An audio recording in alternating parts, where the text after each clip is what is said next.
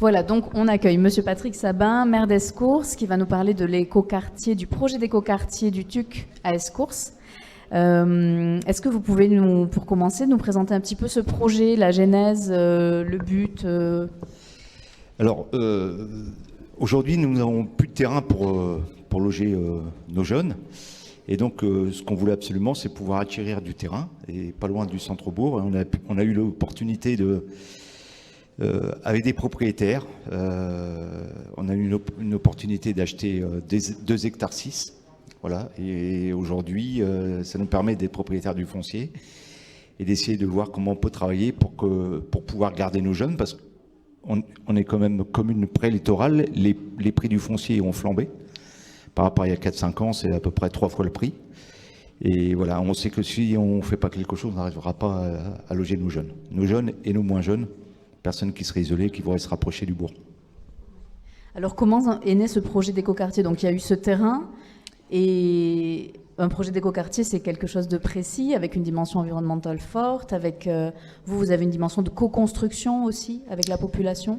Alors tout à fait. Alors déjà, on est dans la continuité de notre action de la commune, parce que Escours est une commune à énergie positive, donc on est toujours dans cette démarche d'économie circulaire, de construire vertueux. Voilà, donc c'était un peu, on voulait absolument essayer de travailler sur l'écoquartier. Et donc on a répondu à un appel à projet du ministère du Logement. Et on était un peu frileux. On s'est dit, on va pas jamais être retenu. Une petite commune de 800 habitants, on ne sera pas retenu. Et en fait, on était tellement convaincants qu'on a été retenu. On est la plus petite commune au niveau national, de 800 habitants, et avoir été retenu. Donc on est accompagné par le ministère du Logement et le CEREMA. La personne était là tout à l'heure. On est accompagné avec 36 jours d'ingénierie payés pour savoir comment on peut construire. Alors, ça touche le montage. Mais nous, notre vraie conviction, c'est qu'il faut qu'on construise autrement. Il faut absolument qu'on réduise la consommation de l'espace. Mais on l'a dit, de toute façon, on a aujourd'hui une obligation légale. Dans notre plan local d'urbanisme qu'on est en train de finaliser, là, il a été arrêté. Donc on est à 50% de réduction de la consommation de l'espace par rapport aux 10 années auparavant. Donc déjà, il faut absolument qu'on réduise la consommation de l'espace. C'est important de le dire parce que je me suis amusé à regarder ce qu'on a consommé sur Escours depuis 1872. Pourquoi 1872? Parce qu'en 1872, c'était la pointe du nombre d'habitants. On avait 1619 habitants. Aujourd'hui, on a la moitié et on a consommé 50 hectares de plus. C'est juste pour qu'on se donne bien une idée qu'on ne peut pas continuer comme ça. Voilà, donc aujourd'hui, ça veut dire quoi? Aujourd'hui, ça veut dire qu'il va falloir qu'on resserre les constructions. C'est complètement, je dirais, à l'inverse de ce que tout le monde veut. Aujourd'hui, tout le monde veut avoir des grands terrains, être loin de son voisin. De toute façon, on ne supporte plus maintenant. Donc voilà, on voit bien qu'il va falloir qu'on fasse marche arrière et que on évite de consommer de l'espace. Donc on va avoir des maisons qui vont se toucher. Et tout l'enjeu est là. C'est comment on fait pour avoir des constructions qui se touchent et à la fois vivre dans un endroit qui est très vivable, qui est agréable, où il y a de la nature, de la biodiversité. Voilà. Et tout l'enjeu est là. Et donc, justement, sur cette dimension environnementale, qu'est-ce que vous avez prévu pour l'écoquartier? Alors déjà, on a acheté des parcelles boisées et les personnes nous ont dit on va couper les bois puis on vous vend le terrain. On a dit non, on vous achète le terrain, on va tuber le bois, on vous paye le bois aussi, mais on laisse les arbres sur place. Voilà, ça, c'était important. Donc en fait, c'est un espace boisé aujourd'hui. Après, au niveau des matériaux qu'on va utiliser, si vous voulez, on veut absolument avoir un bilan de carbone minime, 0, voire négatif. Voilà, ça c'est l'objectif. Évidemment, avoir des constructions qui sont en énergie positive. Mais ça, énergie positive, maintenant on maîtrise le sujet, surtout au niveau des matériaux. Donc on s'est rapproché de chercheurs, notamment avec l'ENSAP à Bordeaux et avec la chaire de Bordeaux. On s'est rapproché de chercheurs. On va faire un démonstrateur sur l'écoquartier, sur l'emprise de l'écoquartier. On va faire un démonstrateur avec des murs porteurs en part maritime. Enfin voilà, c'est des brevets, ça vient d'être déposé, c'est un brevet qui a été déposé. On est en train de travailler avec eux pour vraiment avoir la construction de demain au niveau du matériau recyclé, matériaux biosourcés. Voilà, donc c'est l'objectif. Il y a une autre dimension environnementale qui joue aussi sur le vivre ensemble, en fait, avec des espaces mutualisés, c'est ça? un parking à l'entrée, pas de circulation de voitures sur le site, C'est ça, des exactement. trams arborés. Ce qu'on a fait, on s'est dit, parce que nous, on est de la génération, on avait besoin de beaucoup de terrain et pas voir son voisin, et on s'est dit, demain, les jeunes, il va falloir qu'ils pensent autrement.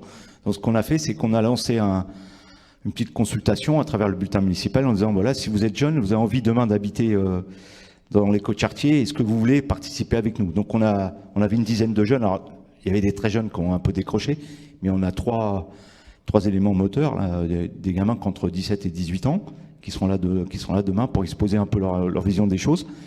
Et en fait, ce qu'on a fait, c'est qu'on les a emmenés voir des écoquartiers. Alors, un écoquartier en milieu urbain, à La Rochelle, donc on est parti à La Rochelle avec eux, et on a vu un écoquartier avec 300 logements. On a pu discuter avec les gens qui ont construit l'écoquartier, qui ont pensé l'écoquartier. Et en revenant dans le train, ils m'ont dit, on sait exactement ce qu'il ne faut pas faire. Donc déjà, c'était... Voilà. Et pourquoi je dis ça? Parce qu'en fait, cet écoquartier-là, il n'a pas été co-construit. On a construit 300 logements en accession à la propriété en location, mais en fait, on ne l'a pas co-construit avec les gens. En fait, les gens sont venus habiter ou sont venus acheter parce qu'ils cherchaient un logement. Ils ne cherchaient pas un écoquartier. On avait par exemple des composteurs où il y a des bouteilles de verre dedans. Les gamins, ils étaient en mobilette, ils roulaient sur les espaces boisés. Il y avait des serres en verre, les carreaux étaient cassés, par exemple. Hein. Vous voyez que c'est pas possible. Donc, du coup, on s'est dit, il va falloir qu'on aille dans un écoquartier en milieu rural. Donc, on est parti à Faux-la-Montagne, dans la Creuse. On a été voir un écoquartier, toujours avec les gamins. Et là, ça se rapprochait beaucoup plus déjà, une commune rurale qui se rapproche un peu de la nôtre. Et là, on a vraiment vu qu'ils avaient pensé. Déjà, ils avaient fait un logement passerelle. Déjà, donc, c'est une bonne idée. C'est-à-dire un logement, il y avait en fait 2 logements, il y avait même. C'est vous venez habiter, jusqu'à 12 mois, vous habitez dans le logement, et vous regardez si le fait d'habiter dans un écoquartier vous convient ou vous convient pas. Voilà, déjà, vous voyez. Et au fur et à mesure, l'écoquartier se développe, et les gens changent, et puis on intègre une autre personne dans le logement, puis ils regardent si cette façon de vivre peut convenir. C'est ça qui est important. Je crois que la co-construction, elle est indispensable au fait que demain, on va être obligé de réduire l'espace. On n'a pas le choix. Voilà. Donc ça va être une autre façon de vivre, celle que nos grands-parents ont connue. Hein. Je pense que ça posait pas de problème. On parlait tout à l'heure de l'Aérial qui était regroupé. À l'époque, voilà, où vous aviez 4-5 familles sur un Aérial. C'était pas, voilà. Mais aujourd'hui, on voit bien qu'on est sur un autre système et qui a vécu. Maintenant, il faut changer.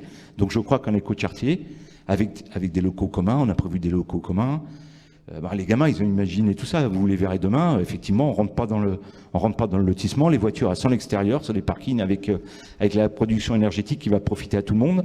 Un seul compteur électrique pour pas que chacun ait son compteur, payer un abonnement à chaque fois. Enfin, voilà, ils ont déjà bien pensé leur projet. Voilà. Et je crois que la co-construction est indispensable.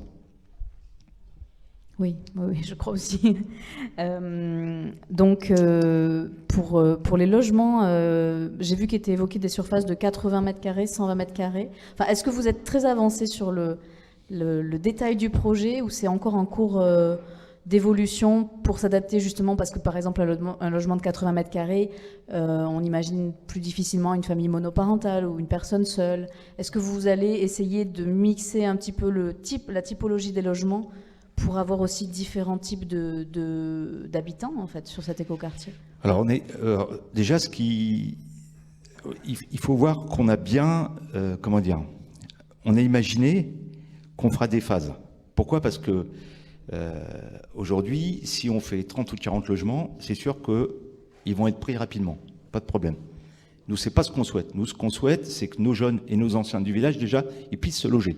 Donc, même si on met 30 ans à commercialiser les 2 hectares 6, c'est pas un problème. Nous, ce qu'on veut, c'est qu'on a 10 couples ou 10 jeunes qui veulent habiter leur village, il faut qu'ils puissent acheter. Donc, on porte le foncier, donc ça sera financièrement, on devrait y arriver. Voilà, mais si demain ça prend 30 ans, c'est pas grave. Hein. On construira 10 logements, 15 logements, s'il faut 15 logements. 4-5 ans après, on en construira d'autres, bien sûr. Après, au niveau des logements, ce qu'on a imaginé, c'est que demain, aujourd'hui, vous êtes 2, vous allez avoir un enfant, c'est qu'on puisse l'agrandir, ce logement. Voilà, parce que vos besoins d'aujourd'hui ne sont pas vos besoins de demain. Voilà, c'est un petit peu comme ça qu'on pense. Après, on n'a pas avancé plus sur sur le projet de construction. Donc sur la construction, pareil, une construction de la mairie ou d'un OFS ou d'un autre organisme, ça vous êtes encore en travail dessus On travaille avec, ok. avec le call, bien sûr, parce qu'on a trouvé que c'était quand même... c'est quand même très bien ce qu'ils mettent en place. On est en train de réfléchir à tout ça. On n'a pas encore finalisé. Voilà. D'accord. On en est au début. Vous avez un calendrier un petit peu, une idée, ou vous prenez Bon, le temps de... On aimerait bien que si on fait 10 logements qui sortent dans les 3 ans qui sortent, là, à peu près, enfin, dans les 3 ans qui viennent, pardon. Voilà. Après, on a une autre problématique aussi, c'est que on a notamment la Gascogne Bois, hein, sur Escourse.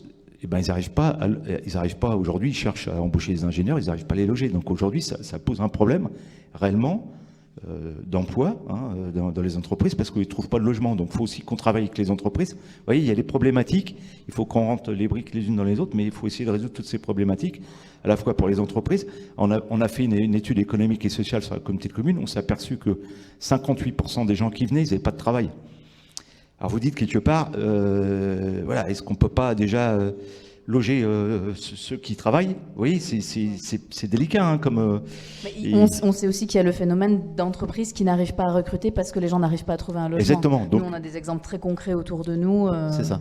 Voilà. Ça. Des entreprises, des services aussi, des Exactement. EHPAD, etc. Donc, Exactement.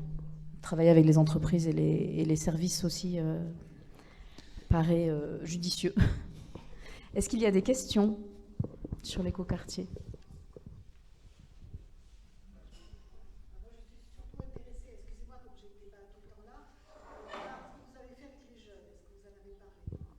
Oui.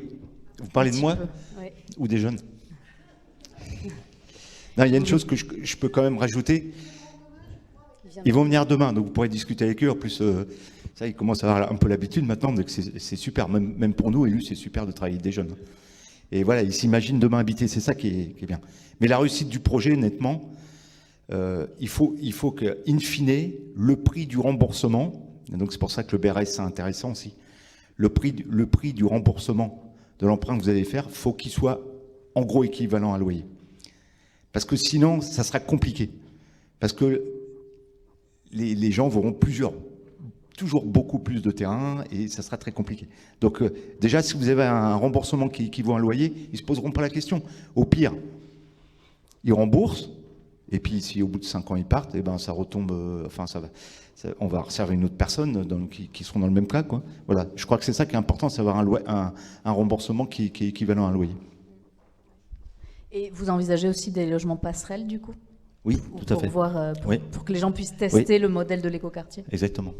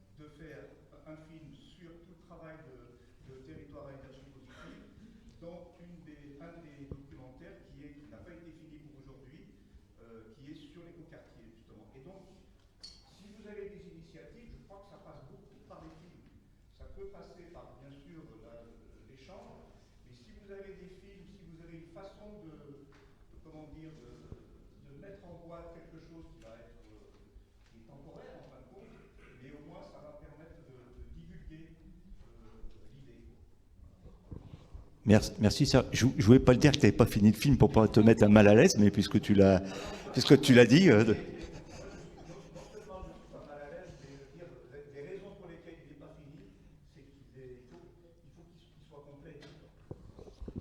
En tout cas, je remercie Serge pour le travail. Il y a une question. Oui, monsieur.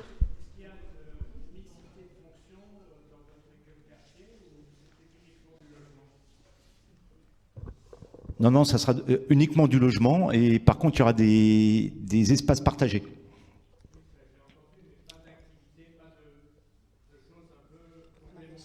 Non. Enfin, Peut-être. Hein. Ça peut peut-être venir. Après, comme c'est co-construit, vous savez, voilà, c'est ça le truc. Hein. C'est que nous, on va aider, mais si quelqu'un dit, j'en sais rien, ça serait important qu'il y ait un kinésithérapeute au milieu de l'écoquartier. Je ne sais pas, pourquoi pas. Hein. Il n'y a rien d'arrêté, hein, honnêtement. Non.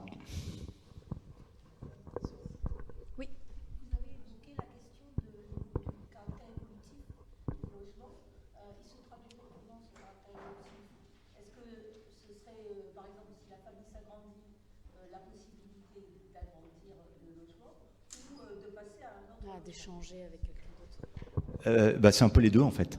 Effectivement, démarrer petit parce que ça permet d'avoir des remboursements qui sont moins importants et avoir la possibilité d'agrandir quand on a un enfant ou deux enfants de plus. Voilà, c'est un petit peu le projet. Et marche arrière si les enfants partent et du coup on a besoin de moins de place. Voilà, mais là par contre on casse pas.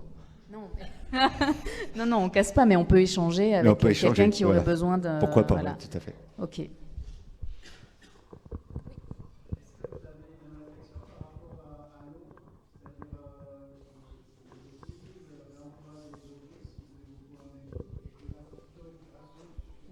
Alors, vous êtes en plein dans notre sujet. Nous, on a travaillé beaucoup là-dessus.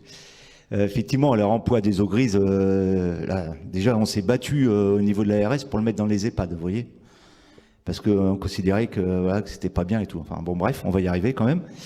Au niveau de l'énergie, donc ça, on maîtrise. Maintenant, on sait qu'on peut... Alors, je vais vous dire, c'est peut-être une première. On a mis dans le règlement de l'OAP, ça s'appelle une opération d'aménagement programmé du plan local d'urbanisme. On a mis qu'on ne serait pas raccordé au réseau électrique. Je vous rappelle que jusqu'alors, pour avoir un permis de construire, il faut être raccordé au réseau électrique. Alors, il n'est pas passé encore dans les mains du service de l'État. On va voir le retour. Mais voilà. Mais aujourd'hui, on sait qu'on peut être en autonomie énergétique. Et au niveau des stations d'épuration, c'est pareil, c'est des problèmes réglementaires. Alors nous, on a une station à Roseau, hein, à Escours. Donc une épuration par Roseau. Voilà, donc on va voir ce qu'on peut faire réglementairement. Mais c'est vrai que c'est toujours un peu complexe. D'autres questions ou une dernière question? Je crois que c'est bon. On va conclure. Alors merci beaucoup de votre attention. Merci.